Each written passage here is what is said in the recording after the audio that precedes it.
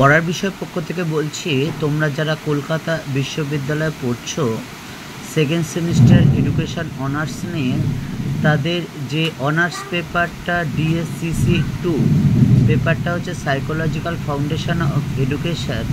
এর আমরা পূর্বে যে 5 ও 10 নম্বরের সাজেশান লাস্ট মুহূর্তের, এই ভিডিওতে আমরা তোমাদের জন্য যে 2 নম্বরের প্রশ্ন থাকে 10টা অর্থাৎ 20 নাম্বার, সেইগুলো নিয়ে এসেছি এবং এগুলো অবশ্যই খুব ভালো করে দেখো, কারণ এই 20 নাম্বার পাওয়ার জন্য, যদি তুমি পাও আর কি, বা পাওয়াই যায়, তার জন্য তোমাকে কিন্তু অবশ্যই পরিকল্পনা মাফিক এগোতে হবে বা পড়াশোনা করতে হবে।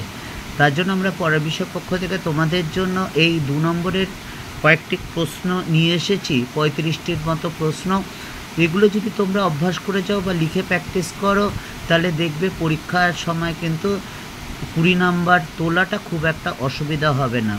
তোমরা একটা তো চলো, কলকাতা বিশ্ববিদ্যালয় সেকেন্ড সেমিস্টার এডুকেশান অনার্সের যে ডিএসসিসি পেপারটা 2, তার আমরা অবজেক্টিভ শুরু করছি। 2 নম্বরের প্রশ্নগুলো শুরু করার আগে আবার মার্কস ডিভিশনটা আমরা দেখিয়ে দিচ্ছি, তোমরা জানো, তবুও একবার আমরা আলোচনা করে দিই নিজেদের সুবিধার্থে।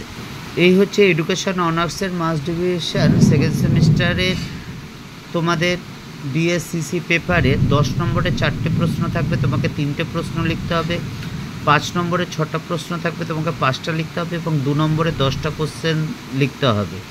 এই হচ্ছে টোটাল 75 নাম্বার। কাজেই 2 নম্বরটা খুব গুরুত্বপূর্ণ, এগুলো কিন্তু অবশ্যই ভালো করে পড়বে। এবং দেখবে আমরা যে 5 নম্বর বা 10 নম্বরের সাজেশান দিয়েছি তার মধ্যে অনেক আছে, বা এইগুলোর থেকেও কিন্তু 5 বা 10-এর বেশ কিছু আছে। তা চলো আমরা শুরু করি। দেখো, প্রথম প্রশ্নটা, এটা খুব গুরুত্বপূর্ণ। প্রথম মনোবৈজ্ঞানিক গবেষণাগার কে কোথায় প্রতিষ্ঠা করেন? 2 নম্বর, পেঁয়াজের মতে প্রজ্ঞামূলক বিকাশের স্তরগুলি কী কী? 3 নম্বর, থর্নডাইকের ফল লাভের সূত্রটি লেখো। 4 নম্বর, জি ও এস উপাদানের দুটি পার্থক্য লেখো। 5 নম্বর, বাচনিক ও অবাচনিক বুদ্ধি অভিক্ষার একটি করে উদাহরণ দাও। 6, বুদ্ধি অভিক্ষার দুটি ব্যবহার লেখো। 7, মনোবৈজ্ঞানের প্রথম গবেষণাগার কে কোথায় প্রতিষ্ঠা করেন? 8, এরিকসনের মনোসামাজিক বিকাশের স্তরগুলি লেখো। 9, প্রাচীন ও সক্রিয় অনুবর্তনের মধ্যে পার্থক্য লেখো। 10, বিস্তৃতির দুটি কারণ লেখো। 11, বুদ্ধি অভিক্ষার দুটি ব্যবহার লেখো। 12, স্পিয়ারম্যানের বুদ্ধি উপাদান তত্ত্বের উপাদান দুটির নাম লেখো।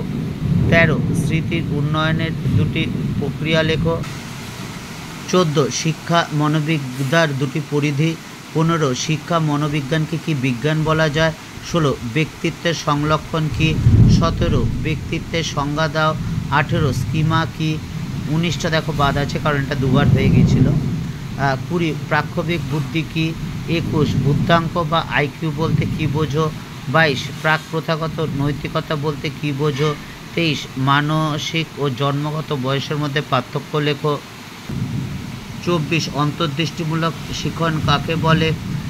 আমরা পড়ার বিষয় পক্ষ থেকে হিস্ট্রি এবং education honours, history, pol science, philosophy, education major, minor, এবং ফার্স্ট, সেকেন্ড এবং থার্ড সেমিস্টারে যে IDC paper history, pol science, philosophy, education থাকে, তার আমরা কিন্তু নোট বা সাজেশনও দিয়ে থাকি।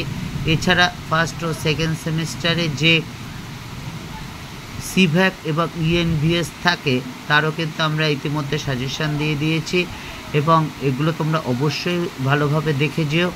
এবং বিগত বছরে যে আমরা যে সাজেশানগুলো দিয়েছি, দেখো তাতে কি পরিমাণ কমন এসেছে। যদি মনে হয় কমন এসছে বা তোমাদের উপকার পেতে পারো, তাহলে অবশ্যই চ্যানেলটা লাইক করে সাবস্ক্রাইব করে বেল আইকন টিপে রেখো। আরেকটা কথা, বিশ্ববিদ্যালয় কর্তৃপক্ষ তোমাদের জন্য যে গুরুত্বপূর্ণ নোটিফিকেশান দেয়, সেগুলো আমরা তোমাদের জন্য সাথে সাথে দিয়ে থাকি। কাজেই নোটিফিকেশান এবং তোমরা এই বিষয়গুলির যদি সাজেশান পেতে চাও, আমাদের অবশ্যই জানিও। ভালো লাগলেও জানিও, খারাপ লাগলেও জানিও, বা কোনো যদি সাজেশান থাকে অবশ্যই বলো। তবে একটা কথা শেষে বলছি, এই যে 2 নম্বরের এই 37টা 36টা কোশ্চেন, এগুলো কিন্তু অবশ্যই একটু দেখে যেও, কারণ 20 নাম্বার থাকবে। কাজে এগুলো তোমরা দেখে গেলে আশা করি তোমরা কিন্তু অবশ্যই কমন পাবে। পড়ার বিষয় পক্ষ থেকে এতটুকুই, অগ্রিম শুভেচ্ছা রইল তোমাদের সকলের জন্য। ভালো করে পড়াশোনা করো। ফর্ম ফিল আপের করে দিয়েছো নিশ্চয় তোমরা, তবে সম্ভবত পুজোর পরে অক্টোবরে পরীক্ষা হবে। কিন্তু প্রস্তুতির যাতে কোনো খামতি না হয়। পড়ার বিষয়ের পক্ষ থেকে এতটুকুই।